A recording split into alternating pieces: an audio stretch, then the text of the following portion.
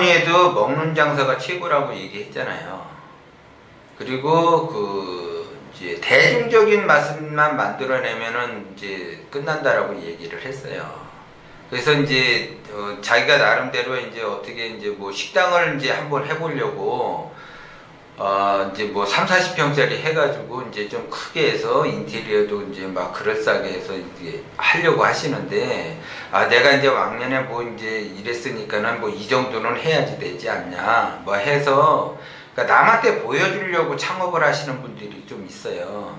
절대 그런 그 생각을 가지고 있으면 절대 성공할 수 없다라는 거죠.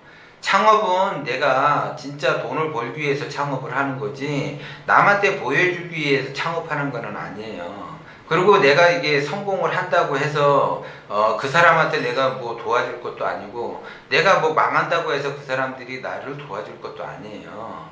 그리고 내가 뭐 아는 사람들이 많아가지고 내가 창업하면 성공하겠지, 그것도 착각이에요. 한 번은 팔아주지만 두세 번은 팔아주기가 어렵다는 거죠. 왜? 대중적인 맛이면 내가 아는 사람이 많은 것도 필요 없어요. 다른 사람 제3자들이 많이 와서 팔아주기 때문에 그런 것도 신경 쓸 필요가 없어요. 그리고 내가 뭐 돈이 많다 그러면 크게서부터 물론 시작하면 좋은데 그냥 작게 시작하셔도 돼요. 뭐 테이블 두세 개, 세네 개 놓고 시작을 하시는 거예요.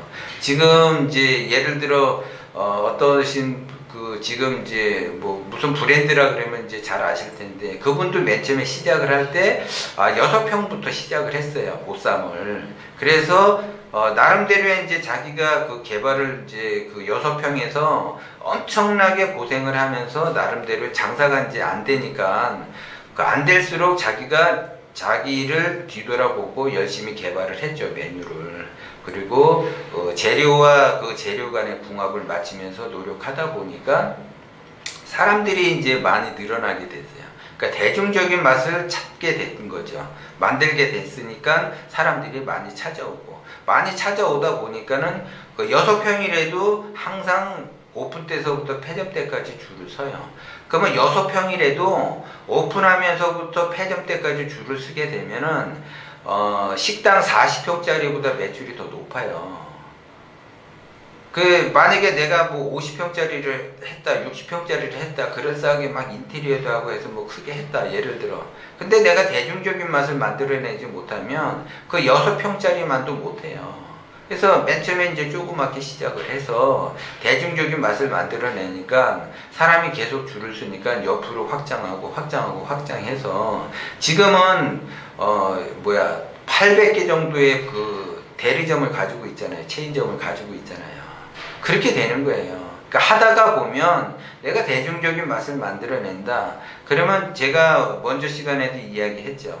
대중적인 맛을 만들어낸다.